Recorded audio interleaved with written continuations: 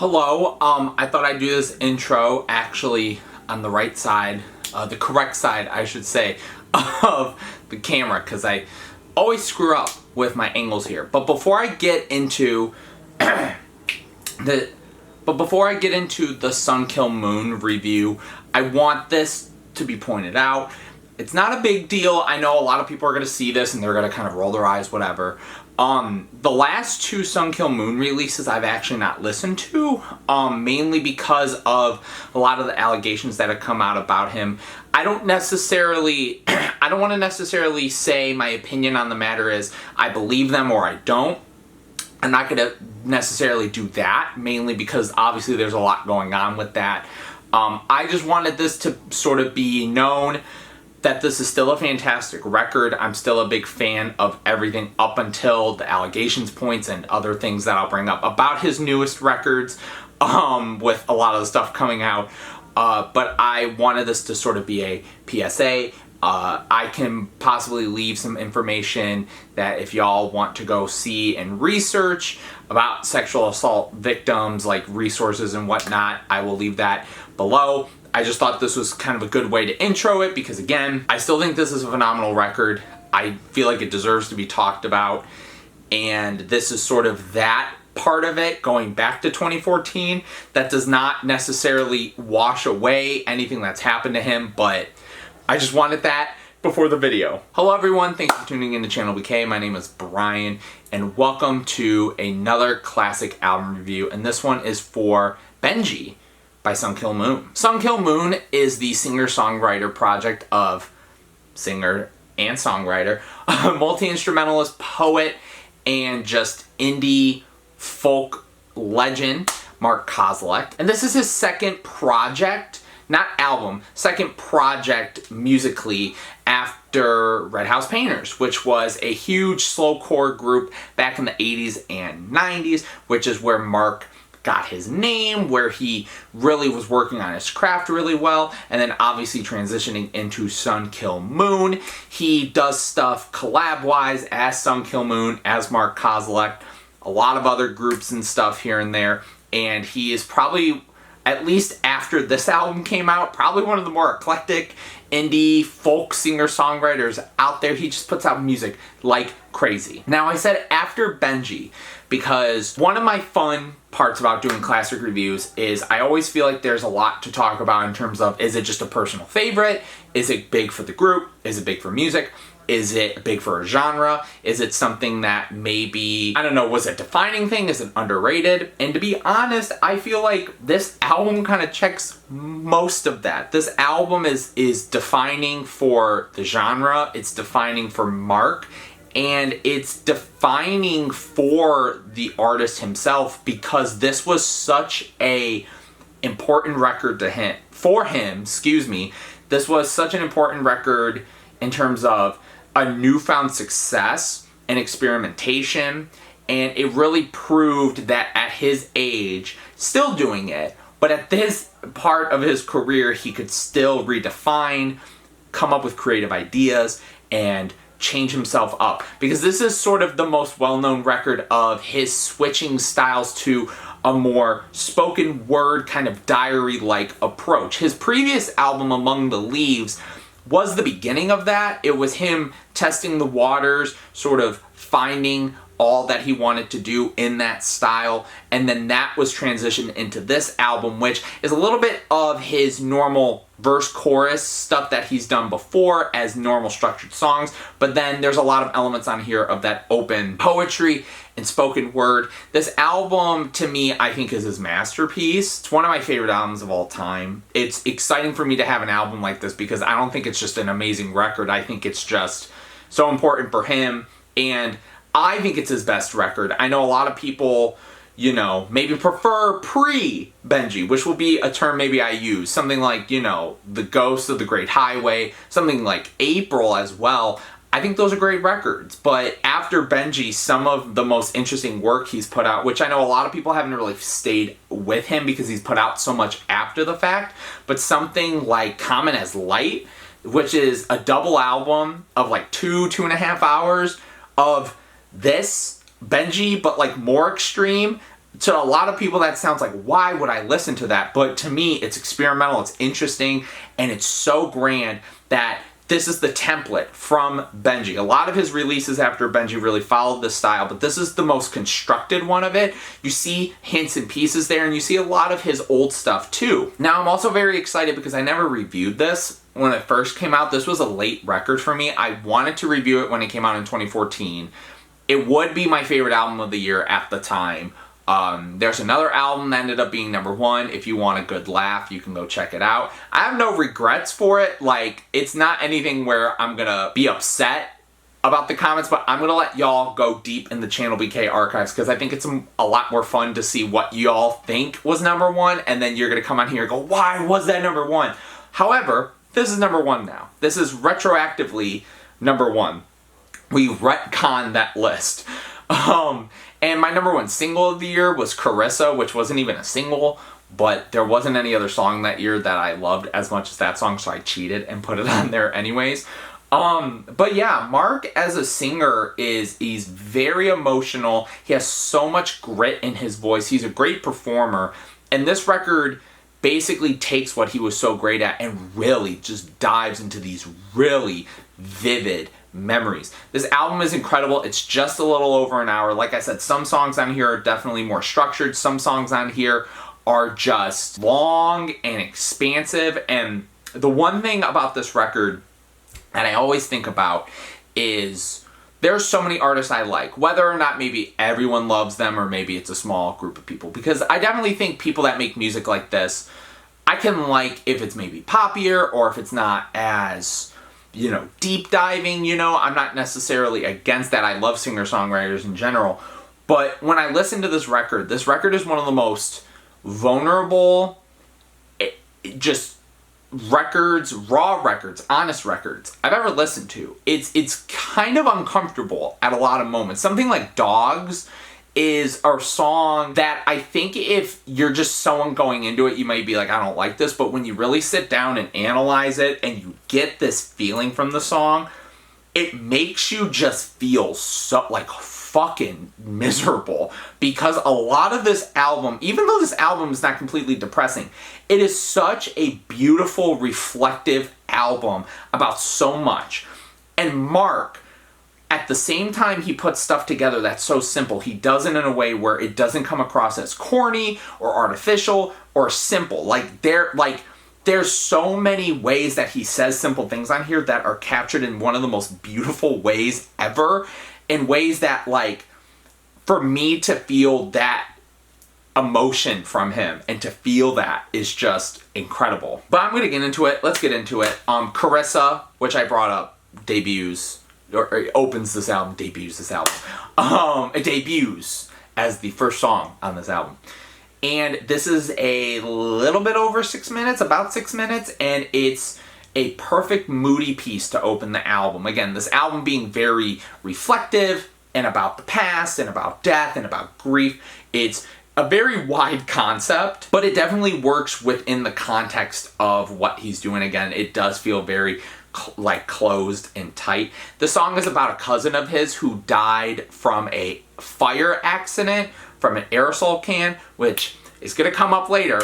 But it begins as, you know what? I think the perfect example of this album, mainly this song, is what Sean Baker does. I don't know if you know Sean Baker, but he's done like the Florida Project and Red Rocket and Tangerine, and he has this way of showing these really grimy, unique parts of America in a way that he does it with such respect, love, and beauty in a way that I think this album resonates a lot too. There's a lot of stuff that comes across as typical white trash or kind of that, you know, country bumpkin stuff. And again, I'm only saying that term just so then you get that idea, because this song kind of has a lot of those elements. He's really going through these memories of his cousin, you know, being, 15 and pregnant, and how, you know, she was just a good, honest woman, and she had these kids, and she wasn't meant to die, and when the group vocals come in on the chorus, and then how they're laced on the second half of the track, it's gorgeous, and I love the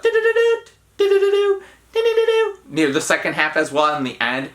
Gorgeous, gorgeous. And then this transitions into I Can't Live Without My Mother's Love, which is another slow-paced track. And the one thing I'm gonna bring up is all these songs feel so unique and so specific. Like, I can remember the sound of each of these tracks, and they all have such a unique story, and it's incredible. So that's another good moment. But on this song, he's recounting kind of, you know, his relationship with his mom, his frustration with his mom, where sometimes they get into a fight, but it all comes back to I can't live without my mother. And he writes these beautiful scenarios where he's like, you know, I could do this, I could do this, I could be living like this, but I cannot live without my mother's embrace. And his like reflection on that, and how he's like, you know, the day she dies, I don't know what I'm gonna do.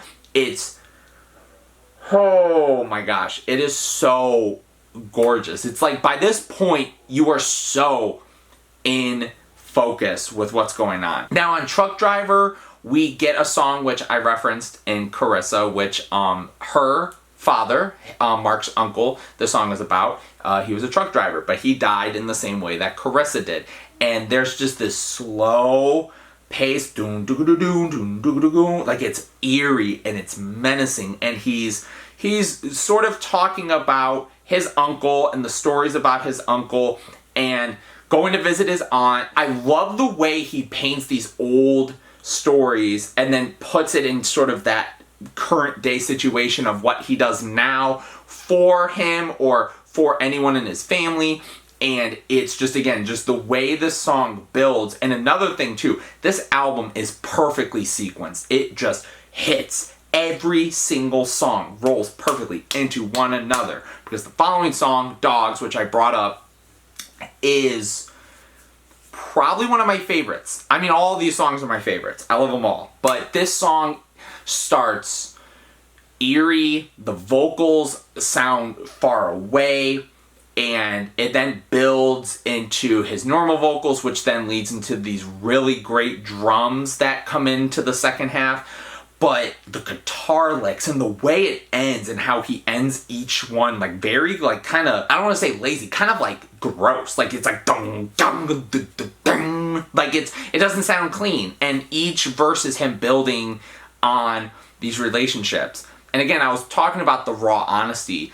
The first half of the song is very much just disgusting. Like it's him just talking about like going down on women and like them doing these things to each other and getting drunk and getting high and all that. And then it transitions into this thing about love and realizing that. And the way he paints it about like, you know, the girls then ignoring him or like the emotions that come from that. And it just, oh boy, it fits that mood too, because it feels gross and it feels sad, because it is like an uplifting and depressed song about love. Pray for Newtown is an amazing track that Mark kind of recounts, as I think a lot of people do here in America, of sort of all these gun events that happen, about shootings and killings, and how someone wrote him a letter to write about Newtown. And I love, it just is so effective hearing it in a song of like, yes, we had this and we had this and we had this and it was the same thing, but then guess what, we moved on, but then we moved on, but then we moved on, but then we moved on. And it's like, again, it's just one of those, like, when you hear it, it's so like, this is perfect. Jim Wise has this very kind of simple vibe to it. I really like the sound of it. It's a weird sound with the lyrics, even though a lot of the lyrics aren't necessarily sad. But Jim Wise is a friend of Mark's dad who killed his wife in the hospital, and he tried to kill himself and he couldn't, and he's gonna go to jail for the rest of his life. And he's just talking about these stories of him and his whole analogy of him talking about how he did this for his wife, or he wanted to do this because he loved her so much, and the pain and the agony. And it's, again, like, you listen to this, and someone like a Sufjan Stevens, you listen and you get this kind of emotional investment, and you start to have this sympathy and empathy, and Mark does it so well. Again, just with his inflection too, it's incredible. I Love My Dad is a little bit like I Can't Live Without My Mother's Love, where this is him recounting all these life lessons his dad taught him, and the way that his dad handled some of them aren't maybe the best, But he basically just goes on to say, it's okay, like, I forgive him. He's my dad, I love my dad. This is more of a jam, it's a little more upbeat. And again, the connection from Jim Wise to this is incredible. And it's again, another great example of Mark really painting a picture of what is going on and sort of you being there in the moment.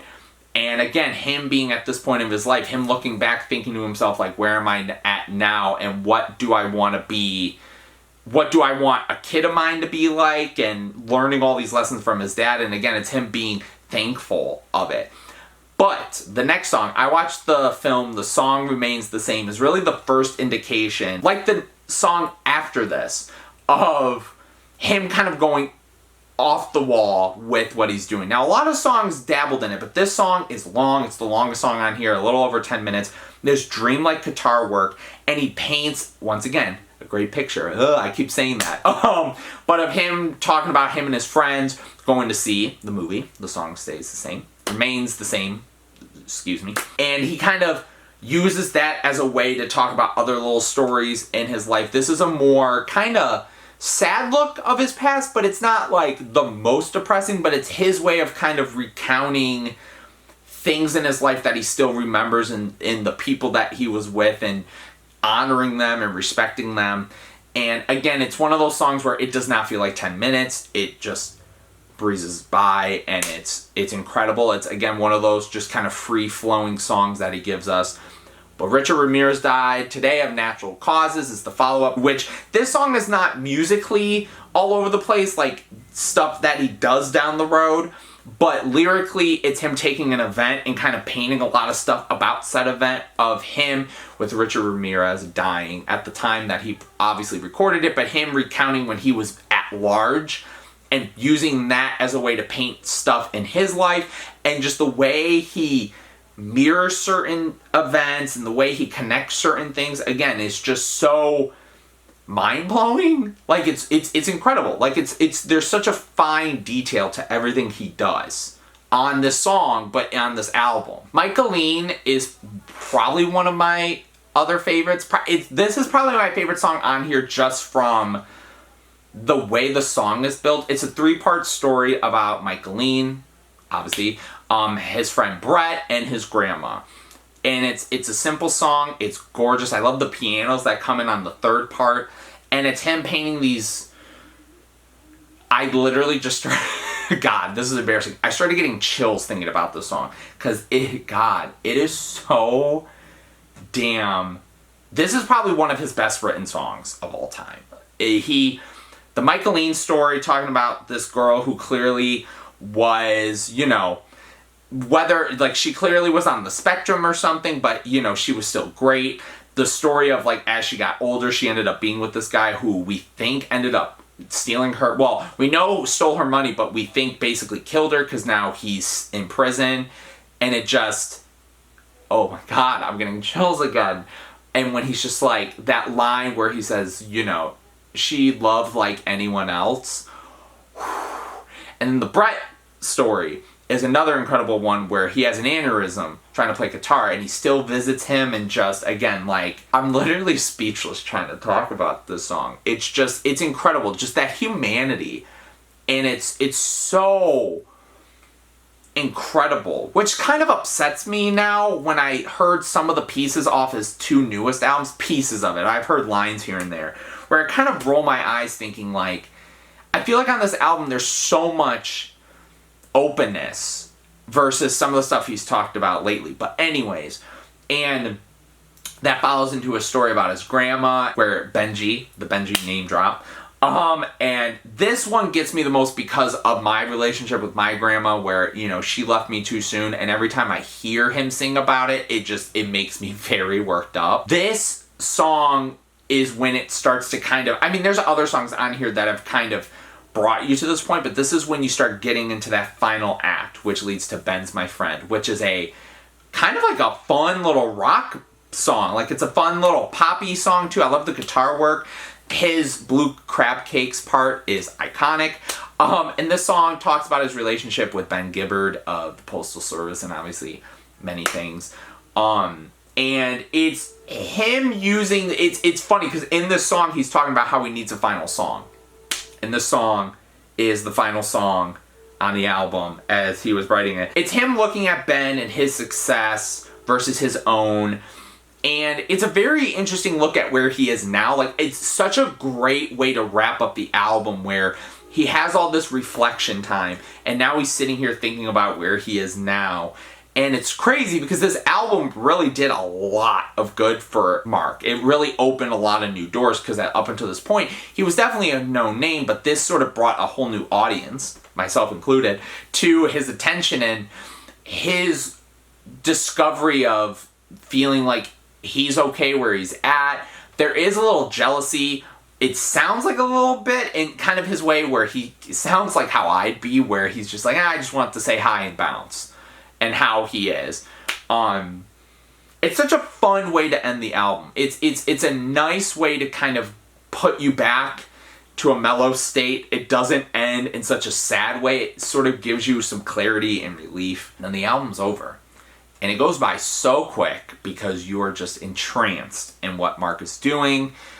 I'm not going to ramble on anymore because I'm just going to say the same stuff I've been saying. I think this album is a masterpiece. It's one of my favorite albums of all time.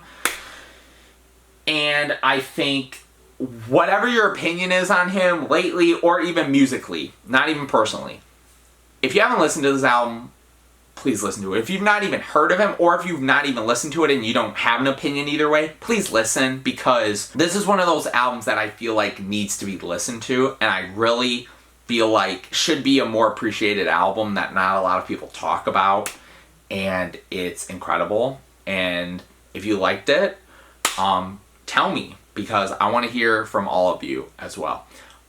Please like, comment, subscribe if you did. Leave your comments below, like I said, and we're going to keep classics reviews coming. So thank you so much for watching, and thank you for tuning in to ChannelBK. Peace out, everyone.